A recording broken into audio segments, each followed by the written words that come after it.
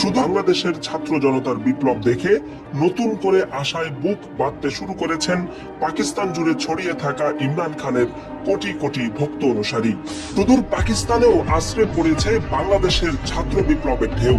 ইতোমধ্যে আইএসএফ তথা ইনসাফ স্টুডেন্ট ফেডারেশনের নেতৃত্বে পাকিস্তানের বিস্তীর্ণ এলাকা জুড়ে বিক্ষোভ শুরু হয়েছে।